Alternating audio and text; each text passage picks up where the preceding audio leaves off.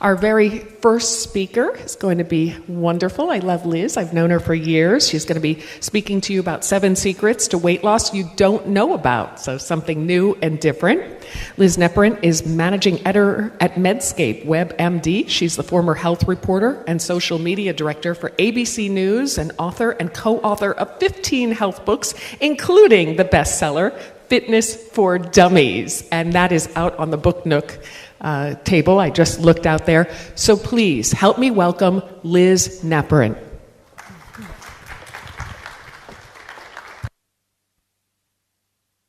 Today. Good? Yeah. Thanks for getting up so early to hear me talk. That's very nice of you. I think I'm uniquely qualified to give this talk based on a conversation I had this week with somebody from work who doesn't speak English as a first language. And she came in one day and she looked at me and she said, "Oh, you're so thin for a mother." And I was like, that qualifier, I wish she hadn't done that. So how many people here are concerned about weight loss? How many are concerned about their weight in general? How many people have tried to lose weight? More than once. Okay. I should raise my hand too. Okay, so today I'm going to talk to you about just different things that you may not have thought of when it comes to weight loss. I know you've heard probably since you were a child about diet and exercise being the secrets to weight loss, and as we'll talk about, I think there's a little more to it than that. So let's start this cheery talk with cancer. Let's talk about cancer, and I promise you it will relate back to weight loss. So what do we know about cancer? We know that there are many different types of cancer. There's breast cancer, lung cancer, bladder cancer, kidney cancer. There's hundreds, if not thousands, of different types of cancer. We know that it's caused by many things from genetics to environment to exposures to anything in between or any combination of those things. We know that there are many different symptoms to cancers, and different cancers will have different symptoms. And we also know that there are different cures. So what might cure kidney cancer would not necessarily be the same cure for breast cancer and vice versa. And that's why you have many different types of therapies and doctors and oncologists who specialize in many different types of cancer, because you need to take many different approaches, even though cancer falls under the one umbrella of a disease called cancer. So before I go forward, can we all agree that this is all true? Just raise your hand if you agree with everything I've said so far. Good. So why are we talking about cancer? Let's now talk about obesity. And when I talk about obesity, I mean no offense. I just use it because it's actually a clinical term. It's now, as of 2 years ago, it's a disease. It's a term of disease, meaning that obesity is classified as a disease. And so what are we beginning to know about obesity and about weight gain and being overweight in general? We know that there are many different types of obesity. So you might be bigger here, you might be bigger here, you might be bigger here, you might be bigger all over. You might be obese when you're young, you might get obese when you're older, you might have something happen in between. We are starting to suspect, and this is what I'm going to go into here, that there are many, many different causes to obesity. We think of weight as really being a function of just diet and exercise, but as we're finding, that is not necessarily the case. So about 3 years ago, a very good friend of mine who is now at the University of Texas in Waco, he used to be at Pennington, and he is now the president of the Obesity Society, put out a paper that in the scientific circles is considered the seminal paper on alternative causes to obesity. And just to name a few things, there's speculation that you might have trouble losing weight because of your mother's genetics, because of your grandmother's genetics, because of something literally your grandfather ate growing up. It could be because you were exposed to a certain type of chemical plastic at a certain age, something called endocrine disruptors. It could be because you caught a virus, and the virus changed your fat cells and caused you to have trouble losing weight and also amplified your hunger. It could be because you've been in a stable temperature of room temperature for long periods of time. So all these theories that you never thought about. So I really want, as we go forward, to really drive this point home, because I think there is an idea in this country in particular that you have a personal blame for your weight. And I think to some extent that you do have a personal responsibility, but what I want you to think about is that it's not all necessarily 100% in your control, and it isn't really about just eating less and less and exercising more and more, that for some people that's not going to be enough, and for some people that's actually not going to work very well. And so what I'm proposing is that not only does obesity, like cancer, have many different types, it may have many different cures. So it's one disease umbrella, but it's potentially someday we might have a vaccine against being overweight. We might have a pill against being overweight. We might have a bacterial protocol or treatment that might help you lose weight. And we're starting to have some treatments now, which I will talk about. And it's not all scientific. Some of this you can do yourself, I promise. But that's the thing I want you to take with you, that it's not just about diet and exercise. There are other factors. Having said that, yes, I've just talked about this. So just as there are the cause and the cure are not the same for most cancers, the same may also be true of obesity. And the analogy I like to give is this. If you had lung cancer, can anybody just think, what is kind of a leading cause of lung cancer? Can anybody just shout it out? Smoke, there you go. Smoking, secondhand smoke, even thirdhand smoke. But is quitting smoking the cure for lung cancer? No, right? So it's interesting to me that we know this about cancer, that the causes aren't necessarily the cures. And I think we're beginning to get the idea that the causes of obesity, which are in fact not moving enough and maybe eating too much, may not actually be the cure, reversing it. It will help you, it will improve it.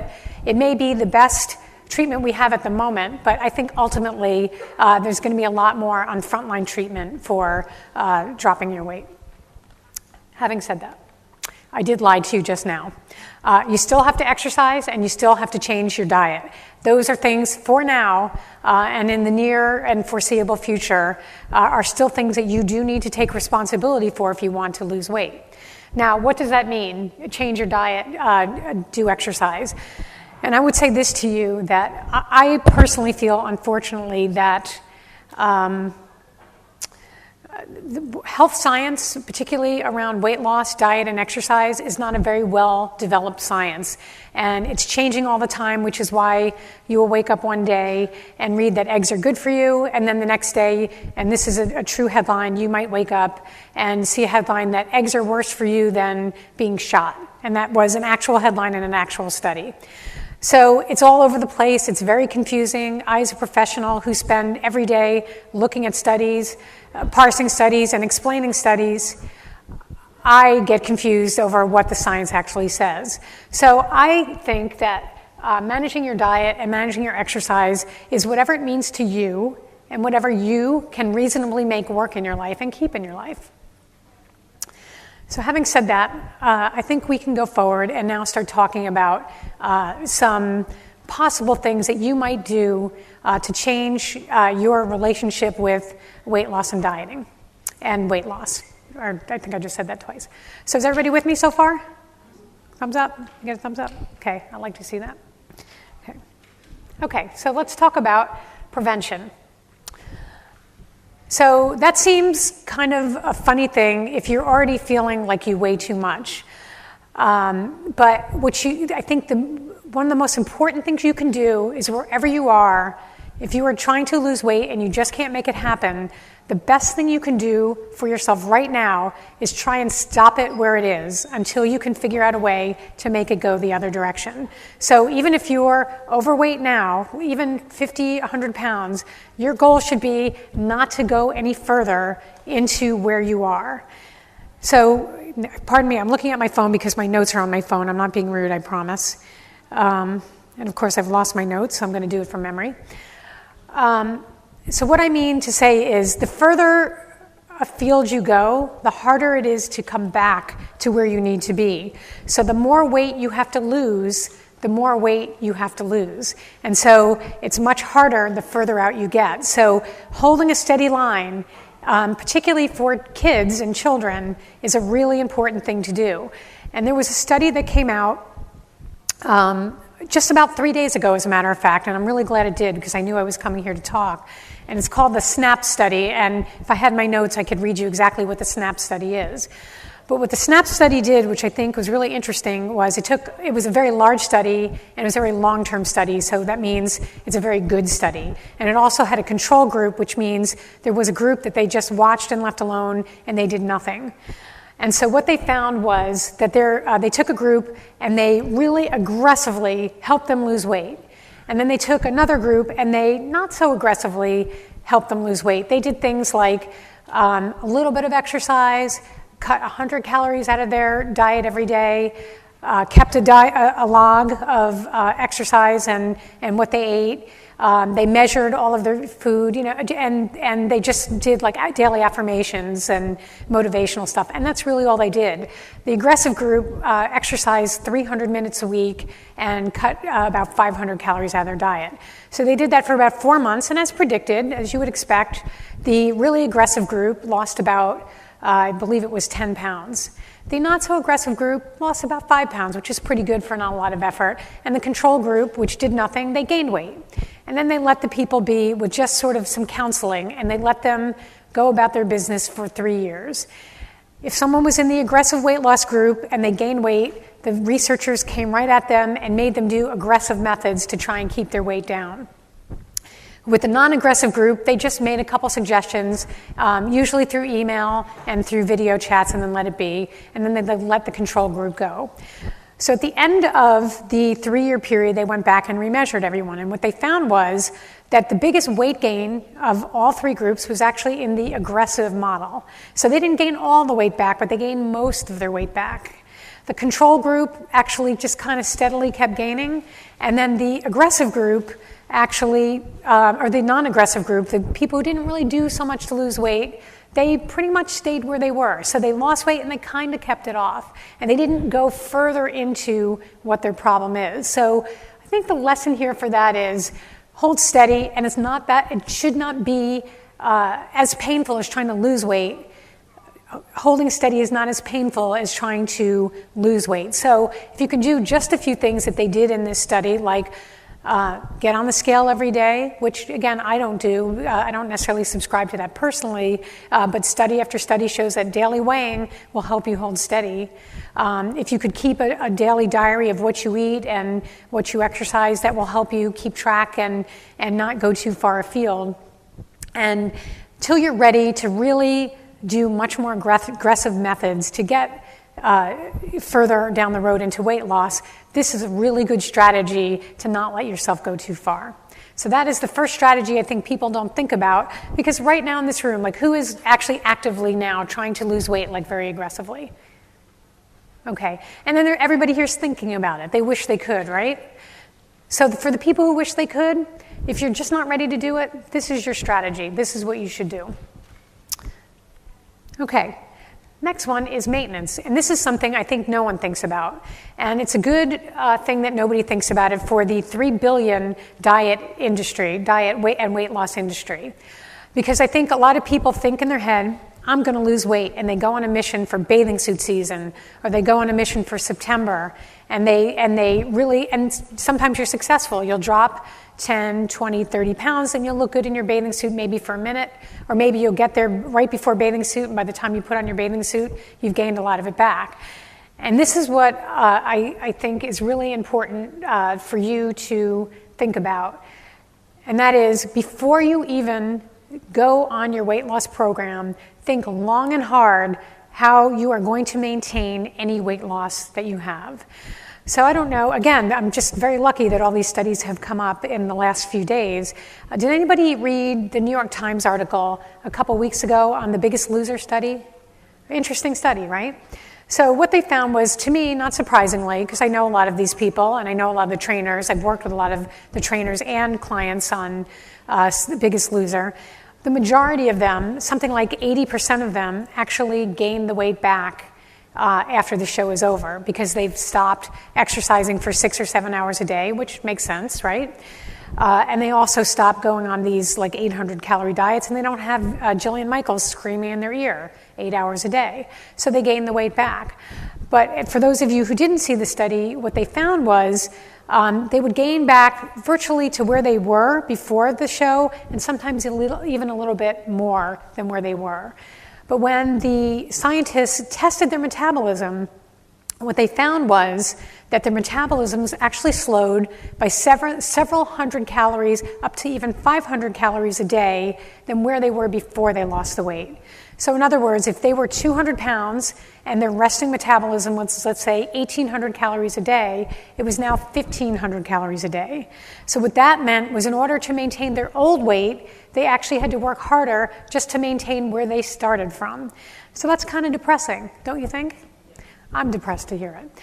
But now here's the bright spot. The bright spot is, it was one study, it was a small study, and I suspect and there was no control group, which is always an important thing to look for studies, so they didn't look at a group that did nothing, so they didn't go on The Biggest Loser and where they were and measure them, so we don't know if that's just like people in 3 years, their metabolism slows by 300 calories. But I also suspect it was the way they lost weight, which was, and I'll be talking more about extreme weight loss in just a moment, because I actually will tell you that I, in some cases, support it. But in this particular case, I wonder, and I think the scientists will look into this, that the extreme way they lost that weight is what caused their metabolism to just go haywire. And we don't know that because we don't have a group that lost weight in a more traditional way to look to see what their metabolism did. But it is an important lesson, and the lesson is that even before you lose that weight, you better think about what you are reasonably willing to do in order to maintain that weight loss, because I will tell you that weight maintenance is harder than weight loss. So weight maintenance is much harder than weight loss. So what that means is that once you get there, it is much harder to stay there, which is why every year you're looking at the same commercial for that beach body and those skinny jeans, because you're in this cycle, with these, diet companies of gain, loss, gain, loss.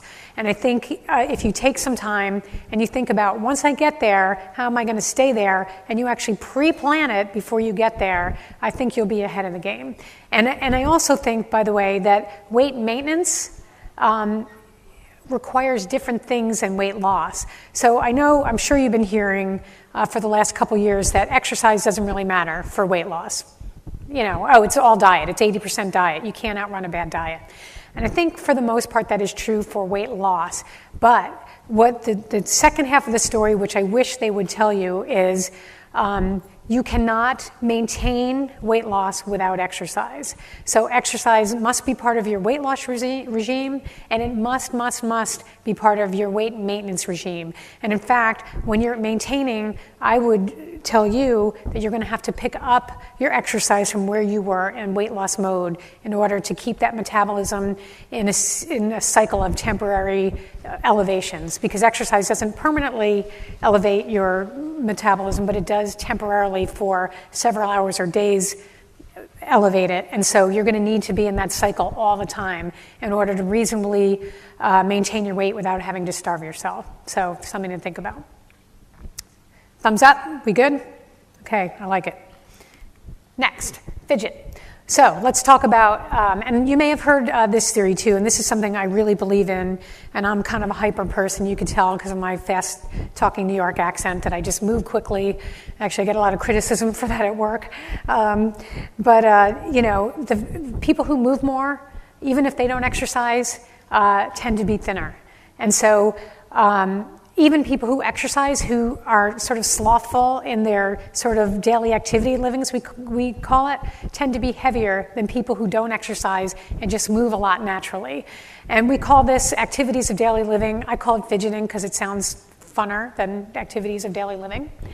And so I always say you want to engineer your environment such that you have to get up and move a lot. So if you have a desk job, as many of us do, what I tend to do is I'll put my references across the room, so I have to get up every time to get to my references. Or instead of sending an email to the person sitting right next to me, which is something I see all the time, I will get up and walk across the room several times a day and speak to someone rather than just constantly being on email. And then I have one of these Apple Watches, which, by the way, I don't recommend. We could have a side conversation about that. Although I do like the Fitbit. And I set it to remind me to stand a couple times an hour. And the reason for this comes down again to metabolism and what's called your active metabolism versus your your metabolism that you just have for blinking and getting up and sort of, your daily, biological functions. That 95% of the calories you burn are actually from your activities of daily living. So even if you're an avid exerciser, which I am, I run an hour a day, I do yoga, I lift weights, I walk, I do everything.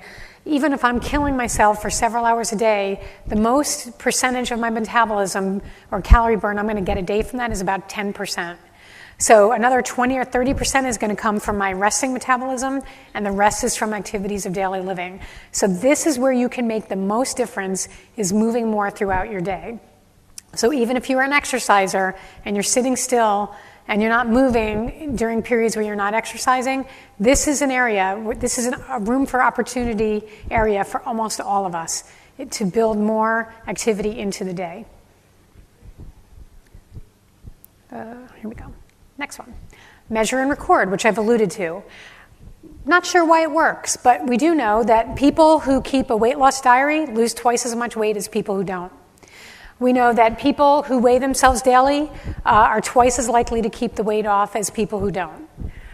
We know that people who measure their food and record their exercise and measure the time of their exercise and keep an exercise log lose more weight and keep it off more efficiently than people who don't do any of these things. To me, these are easy wins. They don't have a lot of effort.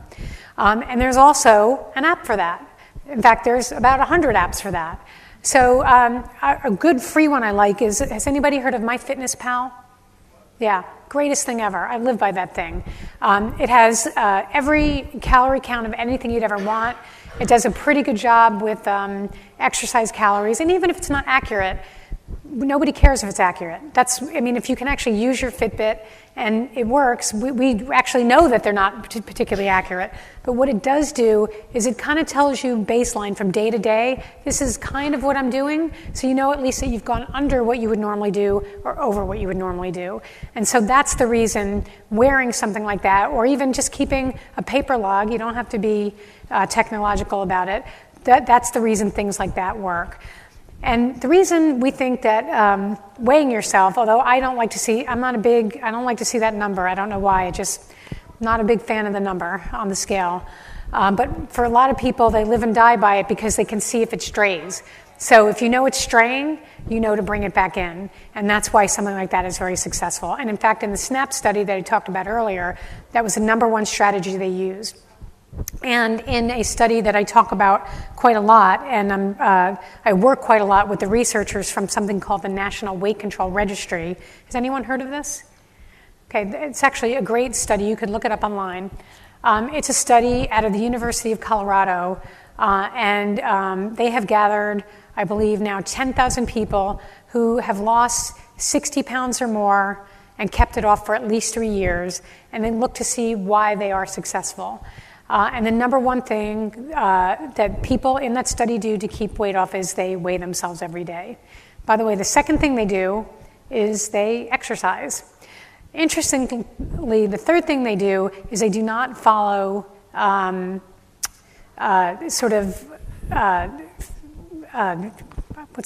book diets, like diets from a book. So they make it up as they go, and they come to what works for them rather than following like a low carb, a high carb, a medium carb, a paleo diet.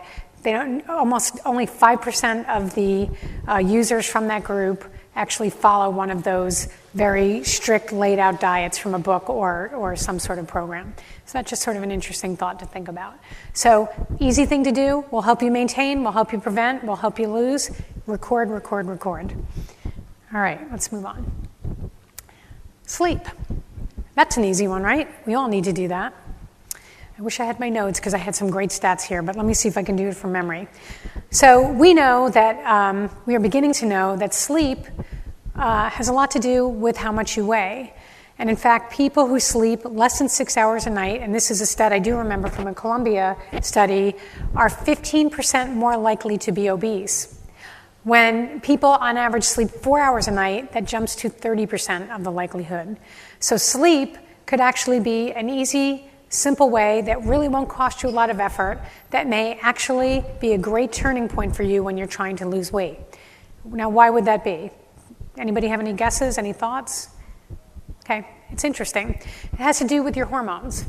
We have two hormones in our brain that regulate hunger, and they regulate fat storage and what fat cells actually do. One is called leptin and one is called ghrelin. And we know this very much so from rodent studies, but we are beginning to have some human studies that are showing that when you sleep less, your ghrelin levels go up. Ghrelin level is your appetite control and your hunger hormones. So when you have more ghrelin, what happens is you have a drive to eat more. And in fact, what happens is the less you sleep, the more you drive to eat, and you average for those short sleepers about 300 calories more per day, which isn't going to make up for the amount that you've stayed awake in calorie burning, so it's actually quite a bit over. And we know leptin levels go down. Leptin levels also control appetite, but interestingly what they do is they age fat cells. And so leptin, the lack of leptin makes fat cells kind of lazy and kind of old. And it makes them want to multiply, and it makes them want to store fat and really hold on to fat more. Evolutionarily, this makes sense to me because lack of sleep, you're looking for energy, and you're looking for any way to get through your day. So, the hormone balances kind of make sense to me. So a simple thing you can do is just try and sleep 7 hours or more a night on average.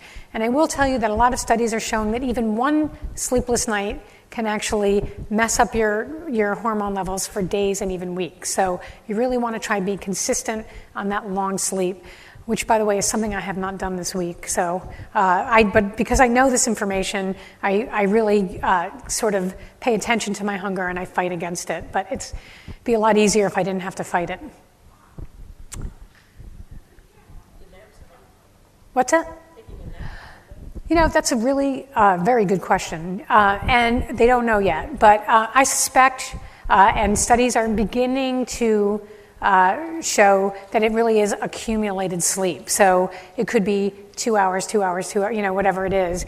I think to get the biggest bang for your buck, it's probably best to extend it and try and get 7 hours. But that's really hard to do in this day and age. So I suspect that a nap will probably help reset your hormones. So I think it's definitely it's a good strategy to try. And the thing about napping during the day is when you're napping, you're not eating. So also good. So anytime you could do something that you're not eating, it's probably a good thing. Okay, temperature. We talked about this before. A little bit controversial, starting to be less controversial. And studies by my good friend from the University of Texas at Waco, a guy named Nikhil Dharander, who's actually the father of infectobesity, meaning he believes, and it's beginning to be more and more proven, that there are actually viruses that will make you fat. So you might have someone sneeze on you, and if they have this virus, it's potentially true that 3 years later you could gain weight simply because you have this virus in your body. And they've proven this through twin studies, but that's not the point here. So he has also looked into this theory called, I think it's thermostatic homeostasis. I think I have that right. And so what we're finding is that in the winter, we go into a home that's an average of about 72 degrees. In the summer, we go into a home that's about 72 degrees. We aren't outside as much in the summer because it's hot. We want to be in that 72 degree weather. In the winter, up here, especially when it's cold, we definitely want to be inside where it's warm, and we want to stay at that static 72 degrees. What may be happening, and we're beginning to see hints in research and in science and the study of this, is that the body would prefer if we experience variable temperatures much more often for longer periods of time, and we're much more consistent about sort of being inconsistent in temperature. And the reason it is because when the body is at a steady temperature virtually all of the time, it becomes very baseline in terms of how many calories it burns during that temperature, while it's at that temperature. And so it tends to fall to a baseline level of metabolism and in calorie burn that really doesn't want to change. And it tends to be lower than if it's constantly having to reset itself all the time. Now, am I telling you that you should go out in the middle of the winter without a coat and stand there for an hour? I'm really not. But it might be potentially interesting to keep your thermostat lower in the winter and stay outdoors more in the summer, because it might force your body to constantly be checking itself and trying to regulate its temperature, and that might help you get a 5 or 10% bump in calorie burn, and that might be just a little extra oomph you need in terms of losing weight. I don't want you to do anything dangerous, but I do want you to just sort of think about that. Like, it might be okay not to be comfortable all the time. It might be okay to be hot sometimes. It might be okay to be a little bit cold sometimes. And we know, and again, I'm not suggesting you do this, but funny enough, there are a couple, amusingly to me, exercise programs. I tried one a couple years ago. You could research it online. It was hilarious. I wore these ice pants, and they were these rubber shorts, and then you packed yourself with ice. And then you walked around with ice in your pants for an hour. And it was wicked cold, I have to tell you, and it was uncomfortable, and it really looked not so attractive, I have to say. And it didn't help me lose weight at all, not at all. But it's the wrong way to do it. And in the studies, actually, what they do, which I think is horrible, is they'll put people in cold rooms and then plunge their feet into buckets of ice while they have, while their top is bare or while they just have a towel on them. And they find what it does is actually, the reason thermostat changes is it produces a different kind of fat called brown fat in the neck in particular and in the abdominal area in particular. And brown fat is what we're beginning to know is good fat. And the good fat actually burns calories at a much higher rate than the lazier white fat that is more typical. So now what the science is trying to move towards is how do we get people to do that without having to be uncomfortable in like a too cold room or too hot room, or without having to wear ice pants. So that's what we're working on. Yes. How does this relate to hot flashes? Say again? How does this relate to hot flashes? Yeah, I don't know that it does, because that's really more about a different type of hormone. Right. But the body temp, but potentially not cooling them off might. I mean, because we know for women, menstrual cycles actually burn a higher amount of calories, and we think that accelerating into some of those menopausal symptoms might actually burn calories at a higher rate. And then, of course, after menopause, it kind of slows down. But revving into it, you might actually get a little boost if you don't try and address it. But again, total speculation, not recommending it. Speculation that we might know about more in a few years. And I think we're going to hear more about this in a few years. But I would tell you, because it's funny, I talked to the researcher at Harvard who's sort of the architect of this theory. And I called him up and I said, hey, they're selling ice pants now. And he said to me, I've been waiting for this moment. I knew it was coming. I knew as soon as my research is out there, somebody was going to seize on this as a commercial opportunity, and they were going to develop something like ice pants, which is a great name, actually.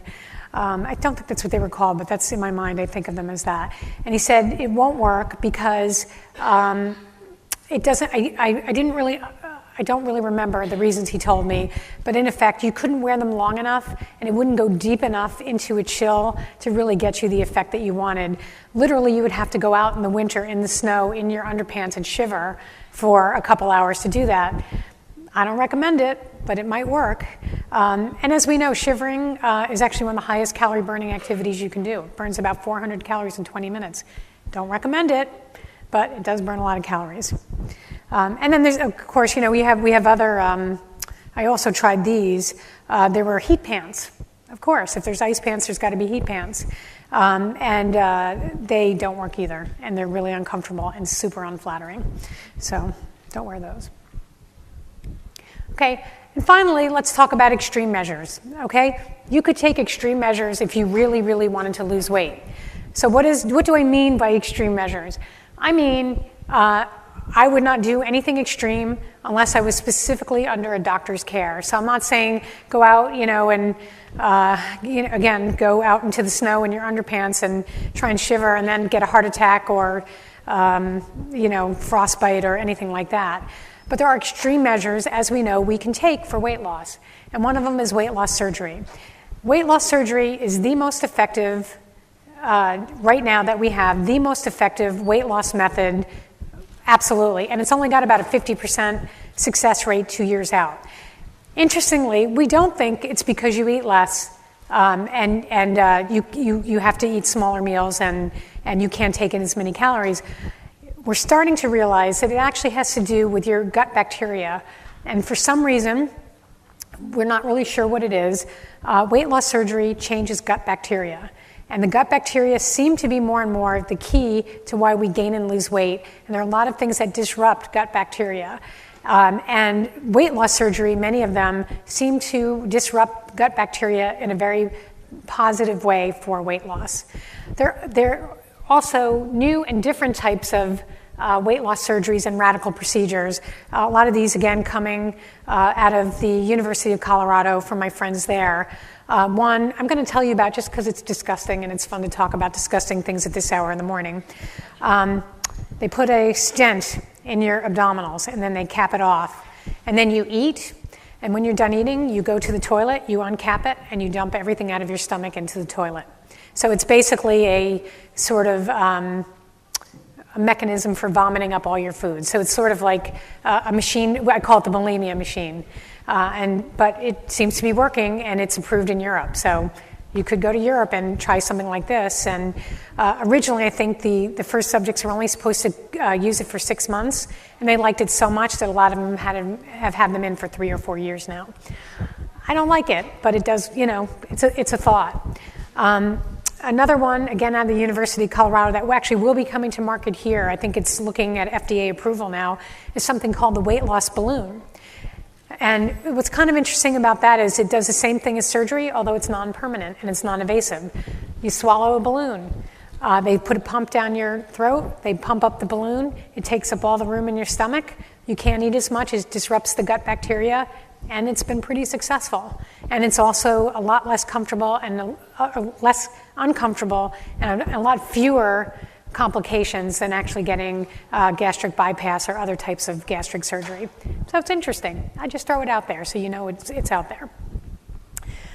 Medications. A lot of doctors don't recommend medications, but there's an arsenal out there, and the American the AMA believes that more doctors, particularly endocrinologists, family practitioners, pediatricians, and other doctors should be recommending more medications. It's interesting, it might be worth talking to your doctor about, often have side effects. The best medication I've seen really only gets a 5 or 10% weight loss over 2 years. But that could be good enough for health, and that could be as much as you would want or need to get better health and to look and feel better. It's interesting, might be worth talking about. Another thing, again, not without your doctor's supervision, that we're finding is the very thing we told you not to do, you might want to do. And that is kind of what the Biggest Losers did, which is lose weight as fast as you can, as furiously as you can, and then try and keep it off. And the SNAP study and several other studies are looking at people who lose weight on kind of a fad diet, lose more weight and lose it more quickly, don't keep it off any better than people who lose it slowly, but they do lose more, and they do lose it faster. So that might be a good thing if you can figure out the maintenance part. So if you can get there as quickly as you can and get as much as you can, and you can find a way to reasonably maintain it without holding that extreme fad diet, might be something to think about, but with your doctor's supervision. Especially if you've got problems like diabetes or any heart troubles or anything like that. All of this anyway should be doctor supervision. And then finally, something I think we're hearing more about is intermittent fasting. So that's cycles of fasting throughout the month. It's a little bit similar to the fast weight loss, where there you actually go a couple days without eating or eating few calories, and then you go back to normal eating. And we're seeing some advantages with this. We're seeing a slower aging of all your cells, which might make you live longer. We're seeing improved insulin levels. We're seeing improved ghrelin and leptin levels. We're seeing good lipid levels, things like that. So it's interesting, needs more study, got to come out of mice and come into people and look at this more. But it looks interesting, and I would be paying attention to this as we go along. And it might be something that you could tolerate better than like a cabbage soup diet. It might be something you could tolerate better than the 2 pounds a week sort of thing, or the extreme exercise, or the Biggest Loser approach. Yes?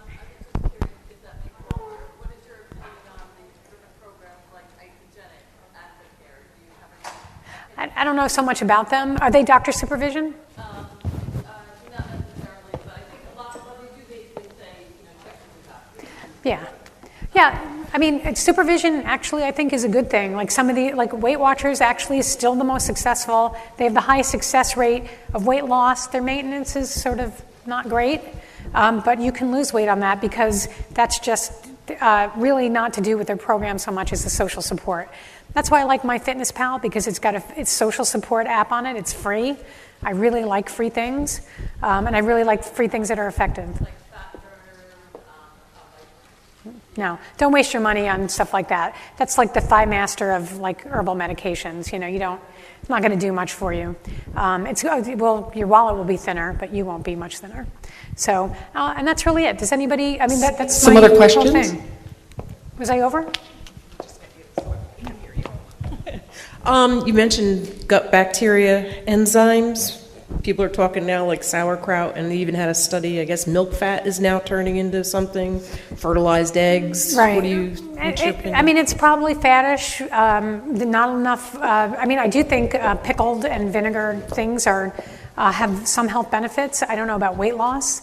Might have some appetite suppression qualities to it. The thing with diet is I really can't tell you that any one diet is better than another. What I would tell you is a diet that works for you is a diet you should do. So, for instance, the 6 meal a day thing has been pushed forever and ever and ever. I don't like it because I still think people eat more. I think it should be 6 small meals, but people don't know. They miss that small meals part of it. They get the 6 part right. They don't get the small meal part of it. Never worked for me. Always made my pants tighter. I've always been a person who eats 3 meals very strictly, no snacking in between, because I struggle with my weight. I really, as much as I exercise and watch my weight, I struggle every day to just maintain a thinner weight. It's a lot of work. For other people, it isn't. For me, it's a lot of work. And I have, like a lot of professionals criticize me. They go, oh, your metabolism, you should eat 6 meals a day. I'm like, I'm a data point of one. This is what works for me, and this is what I'm doing. And it's funny, and this is what I don't like about nutrition and weight loss and exercise science, is the pendulum just keeps swinging back and forth, and it's so confusing for everyone. But the truth is, the pendulum's swinging back and forth to the 3 meal a day subscription. But if you want to eat 6 or 8 or 10 meals a day, and that's what works for you, and that's what helps you lose or maintain weight, I say have at it. Don't just ignore everything I said today, actually, and do that. So, and ultimately, you're going to be the architect of what works for you. Any other questions? There must be. This is weight loss. Everybody has questions. Say again? Say like eat more in the morning and less at night. Yeah, they're again, pendulum swinging back and forth on that one. The pendulum right now is like, night calories might be different. So there's one program out there, they tell you not to eat after 3 o'clock. Insanity to me, and I wouldn't do it. But I do think night eating tends to be bad eating a lot of times. It tends to involve a lot more ice cream and chocolate than protein and healthy things. So, and I do think people night eat more because they've under-eaten during the day and they haven't sort of let their blood sugar take a nice steady trip through the day. So. Again, but I honestly eat my biggest meal at night, even though, again, nutritionists say, well, you shouldn't do that. You'll have trouble losing weight. I like to eat a lot at night.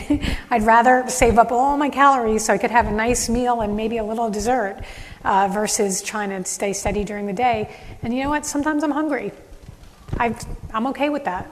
Not like crazy hungry, but by dinner time, I'm hungry and I want to eat. But I just get more joy out of those calories. And eating is about weight, but it's a little bit about joy, don't you think? A little bit about joy. So we should not forget that. And that's why I don't like talking about protein, carbs, and fats, because then food isn't food anymore. It's like this Excel spreadsheet. And to me, food is like something you should eat because it's sort of fun and you like it and you should enjoy it. And I think when you get away from that is where you really start even more struggling with weight loss and weight maintenance. Over here, we have a question. Yes. Why is it so hard to keep your weight off or to lose it if your thyroid stops and you're on Synthroid? Yeah, that is a problem because it's hormone regulation, the thyroid affects satiety, which is hunger, and it also has some implications for the other hormones that affect fat storage and metabolism and calorie burning.